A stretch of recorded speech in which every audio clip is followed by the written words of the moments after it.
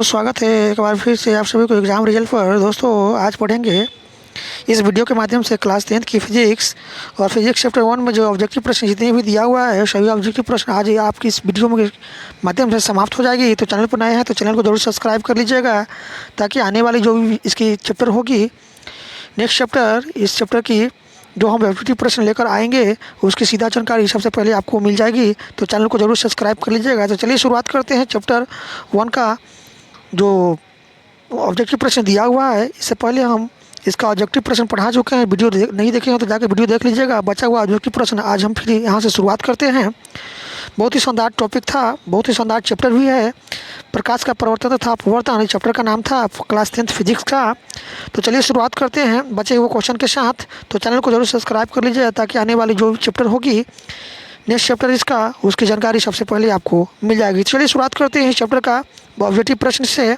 प्रश्न है कि 20 सेंटीमीटर के फोकस दूरी वाले अवतल दर्पण को सूर्य के प्रकाश के सामने रखी माचिस की तीली जल उठती है तो डी का मान क्या होगा? तो डी का मान होगा 20 सेंटीमीटर। ठीक है, याद रखिएगा 20 सेंटीमीटर के फोकस दूरी वाले अवतल दर्पण को सूर्य के प्रकाश के सामने रखी माचिस की तीली जल उठती है तो डी का मान होगा 20 सेंटीमीटर। यानी फोकस अवतल दर्पण के सामने जब कोई वस्तु 20 सेंटीमीटर की दूरी पर होती है तो वह धूप के सामने जब उस वस्तु को रखा जाता है तो वह जल उठती है। तो माचिस की तीली था, तो जब माचिस की तीली जो है ना 20 सेंटीमीटर की दूरी पर रखा गया था दर्पण अवतल दर्पण के सूर्य के प्रकाश के सामने, तो क्या होगा? वो जल उठी थी माचिस की तीली। तो इसका डी का मान क्या होगा? 20 होगा, 20 सेंटीमीटर। अगला प्रश्न है आपके सामने दिया हुआ बहुत ही शानदार प्रश्न है।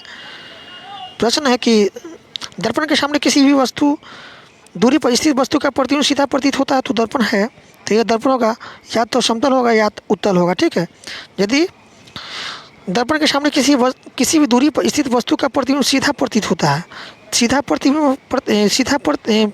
प्रतिबिंब जब वस्तु का प्रतीत होगा तो वह दर्पण या तो समतल होगा या तो उत्तल होगा। ठीक है, याद रखिएगा इस बात को। अगला प्रश्न है आपके सामने कि किसी कार का अग्रदीप में प्रयुक्त दर्पण निम्नलिखित में कौन होता है? तो होता है अवतल दर्पण। ठीक है, अवतल दर्पण का उपयोग जो है ना अग्रदीप यानी लाइट के रूप में प्रयोग किया जाता है, याद रखिएगा इस बात को। तो अवतल दर्पण होगा जब किसी कार का अग्रदीप में प्रयुक्त दर्पण जो है ना कौन सा दर्पण होता है? तो अवतल दर्पण होता है, याद रखिएगा इस बात को।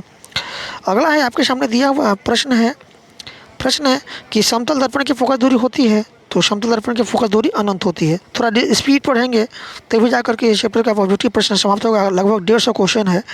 अगला अवतल दर्पण के सामने वस्तु को कहाँ रखा जाता है कि प्रतिबिंब उल्टा वास्तविक और समान आकार का बने? तो अवतल दर्पण के सामने वस्तु को हम वक्ता केंद्र पर रखेंगे तो प्रतिबिंब उल्टा वास्तविक और क्या वस्तु के आकार के समान बनेगा। ठीक है, तो यहाँ होगा वक्ता केंद्र पर। अगला है आपके सामने प्रश्न है कि एक गोलीय दर्पण की फोकस दूरी प्लस 20 सेंटीमीटर है तो यह गोलीय दर्पण कैसा होगा? तो यदि प्लस है धनात्मक है तो यह दर्पण होगा उत्तल, याद रखिएगा इस बात को। ऑप्शन क इसका राइट आंसर हो जाएगा। अगला है कि प्रकाश के अपवर्तन के कितने नियम है? तो प्रकाश के अपवर्तन के 2 नियम है, याद रखिएगा प्रकाश के अपवर्तन के 2 नियम है।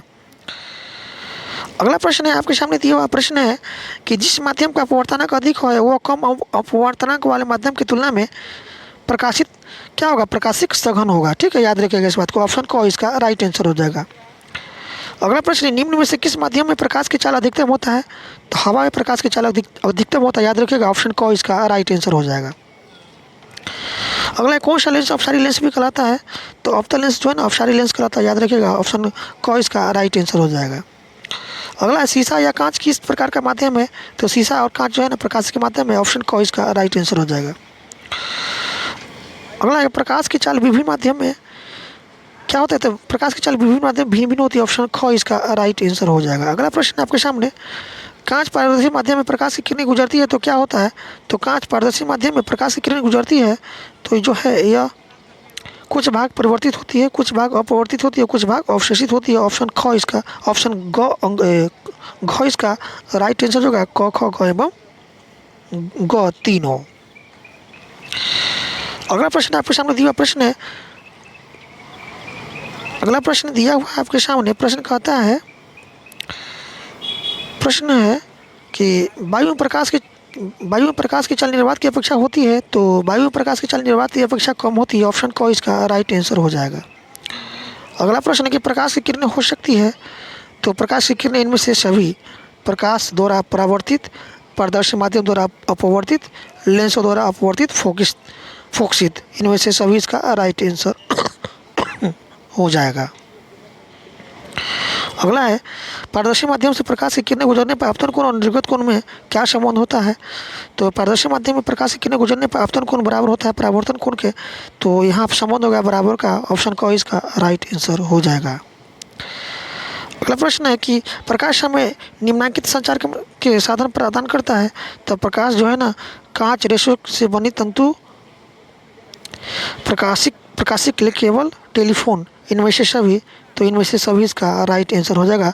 प्रकाश में निम्नलिखित संचार के साधन प्रदान करता है। कांच की रेशों से बनी तंतु, प्रकाशिक केबल, टेलीफोन, इनमें से सभी।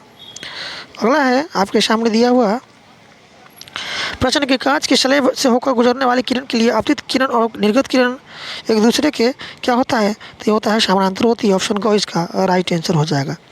अगला प्रश्न कि क्रांति कोण सघन माध्यम है वो अपवर्तन कोण है जिसके लिए विलीन माध्यम में अपवर्तन कोण होता है। तो अपवर्तन कोण कितने डिग्री का होता है, 90 डिग्री का कोण होता है, ठीक है। तो ऑप्शन ग इसका राइट आंसर हो जाएगा। अगला है आपके सामने दिया हुआ प्रश्न है कि वायुमंडलीय अपवर्तन के कारण ही आकाश में तारे टिमटिमाते हैं, ठीक है। वायुमंडलीय अपवर्तन के कारण ही आकाश में तारे टिमटिमाते हैं, और ऑप्शन ख इसका राइट आंसर हो जाएगा। अगला प्रश्न है कि आंखों में प्रवेश करने वाले तारे के प्रकाश फ्लक्स में निरंतर परिवर्तन के कारण तारों की स्थिति हमेशा बदलती रहती है, जिससे आँखों को तारे दिखते हैं टिमटिमाते हुए, ठीक है। ऑप्शन क इसका राइट आंसर हो जाएगा। अगला एक सूर्योदय तथा सूर्यास्त के समय वायुमंडलीय अपवर्तन के कारण सूर्य की स्थिति को पता चलता है, तो आभासी स्थिति का पता चलता है। अगला प्रश्न है आपके सामने दिया हुआ प्रश्न है कि किस कारण से सूर्योदय एवं सूर्यास्त के समय सूर्य की चक्रिका चपटी प्रतीत होती है, तो यह वायुमंडलीय अपवर्तन के कारण। अगला प्रश्न है कि आवर्धन का ऋणात्मक मान बताता है कि वस्तु के सापेक्ष प्रतिबिंब उल्टा है। अगला प्रश्न है आपके सामने दिया हुआ प्रश्न कहता है कि छोटा अक्षरों को पढ़ने के लिए निम्न में से कौन सा उपयुक्त होगा। तो छोटा अक्षरों को पढ़ने के लिए जो है ना, ये आपका 5 सेंटीमीटर दूरी का उत्तल लेंस उपयुक्त होगा। अगला प्रश्न है आपके सामने प्रश्न है कि वास्तविक वस्तु का आभासी प्रतिबिंब बनता है। तो वास्तविक वस्तु का आभासी प्रतिबिंब बनता है आपका समतल दर्पण में। ऑप्शन क इसका राइट आंसर हो जाएगा। अगला प्रश्न है वास्तविक वस्तु का वास्तविक प्रतिबिंब नहीं बनता है, तो इनमें से कोई नहीं इसका राइट आंसर हो जाएगा। अगला प्रश्न है कि वस्तु से छोटा प्रतिबिंब बनता है। तो वस्तु से छोटा प्रतिबिंब अवतल दर्पण में, उत्तल दर्पण में, समतल दर्पण, इनमें से तीनों में बनता है। ऑप्शन घ इसका राइट आंसर हो जाएगा। क ख सब यह सही है, ठीक है। घ यानी उत्तर घ हो जाएगा। इनमें से सभी में जो है ना छोटा प्रतिबिंब बनता है, अवतल में भी, उत्तल में भी, समतल में भी। अगले प्रश्न की तरफ चलते हैं। अगला प्रश्न है कि हवा में टंगी वस्तु को पानी के अंदर से पानी की सतह के लंबवत देखने पर इस वस्तु का प्रतिबिंब वस्तु से क्या होगा, तो अधिक दूर होगा। अगला प्रश्न है दिया हुआ प्रश्न है कि उत्तल लेंस में जब बीम फोकस एवं लेंस के बीच रखी जाती है तब प्रतिबिंब बनता है, तो काल्पनिक और सीधा। अगला प्रश्न है कि एक उत्तल लेंस की फोकस दूरी 20 सेंटीमीटर लेंस की क्षमता होगी, तो लेंस की क्षमता आपका होगा +5 डायऑप्टर होगा। अगला प्रश्न है कि किसी लेंस की प्रकाशीय केंद्र से होकर गुजरने वाली किरणों के पथ में अपवर्तन के बाद विचलन नहीं होता है।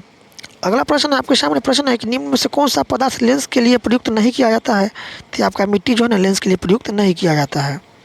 अगला प्रश्न है जिस लेंस का एक तल उभरा हुआ हो लेकिन दूसरा तल समतल हो, क्या कहलाएगा, समतल उत्तल लेंस कहलाएगा, ठीक है। अगला प्रश्न कहता है अवतल लेंस में वास्तविक वस्तु का, तो अवतल लेंस से वास्तविक वस्तु का हमेशा आभासी प्रतिबिंब बनता है। ऑप्शन ख इसका राइट आंसर हो जाएगा। अगला प्रश्न है कि 2 डायऑप्टर क्षमता वाले लेंस की फोकस दूरी है, तो ये होगा 50 सेंटीमीटर। अगला प्रश्न है आपके सामने कि उत्तल लेंस द्वारा तब काल्पनिक प्रतिबिंब बनता है जब बीम रहती है, तो यह बीम रहती है आपका फोकसांतर से कम दूरी पर। अगला प्रश्न आपके सामने दिया हुआ प्रश्न है कि जब कोई वस्तु अनंत पर रहता है तो उत्तल लेंस द्वारा उसका प्रतिबिंब बनता है, तो फोकस पर बनता है। अगला प्रश्न है कि मोटे लेंस की फोकस दूरी पतले लेंस की तुलना में तो कम होती है, ठीक है। अगला प्रश्न आपके सामने प्रश्न है कि समान फोकस दूरी के उत्तल और अवतल लेंस सटाकर रखे गए हैं, यह युग्म काम करेगा, तो कांच की आयताकार सिल्ली की तरह। अगला प्रश्न कहता है कि किसी बीम का किसी बीम पर प्रतिबिंब प्राप्त करने के लिए बीम को उत्तल लेंस के सामने कहाँ रखेंगे? तो लेंस के मुख्य फोकस पर। अगला प्रश्न है कि निम्न में से किस लेंस की फोकस दूरी धनात्मक होती है? तो उत्तल लेंस की फोकस दूरी धनात्मक होती है।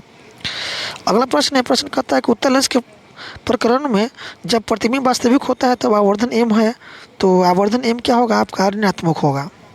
अगला प्रश्न है, किसी अवतल लेंस के लिए फोकस दूरी होती है? तो ऋणात्मक होती है। अवतल के लिए, उत्तल के लिए धनात्मक होती है। अगला प्रश्न है, प्रश्न दिया हुआ है, प्रश्न कहता है कि किसी लेंस द्वारा उत्पन्न आवर्धन SI का मात्रक क्या है? तो किसी लेंस द्वारा उत्पन्न आवर्धन, लेंस का कोई आवर्धन का मात्रक ही नहीं होता, यानी मात्रक विहीन होता है। ठीक है, याद रखिएगा। अगला प्रश्न है, लेंसों के मुख्य फोकस की संख्या कितनी है? तो लेंस के मुख्य फोकस की संख्या 2 होती है, F1 और F2। अगला, ठीक है। अगला प्रश्न है कि एक अवतल लेंस से 10 सेंटीमीटर दूर वस्तु रखने पर इसका आभासीय सीधा प्रतिबिंब बनता है, इसकी फोकस दूरी हो सकती है? तो 15 सेंटीमीटर, 20 सेंटीमीटर, 12 सेंटीमीटर, इनमें से सभी। अगला है आपके सामने, किसी उत्तल लेंस के सामने 2F और अनंत के बीच कोई बीम रखा जाए तो इसका प्रतिबिंब बनेगा? तो इसका प्रतिबिंब वास्तविक, उल्टा और छोटा बनेगा। अगला प्रश्न है, कई लेंसों के संयोजन से बना एकल लेंस की उपयोगिता है? तो इसका उपयोगिता होता है आपका सूक्ष्मदर्शियों के लेंस में। और लास्ट प्रश्न यहाँ पर दिया हुआ है, प्रश्न नंबर 16 कहता है, प्रश्न कहता है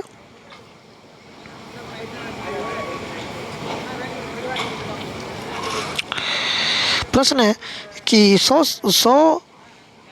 प्रश्न नंबर 100 कहता है कि किसी F फोकस दूरी के लेंस की क्षमता P होती है?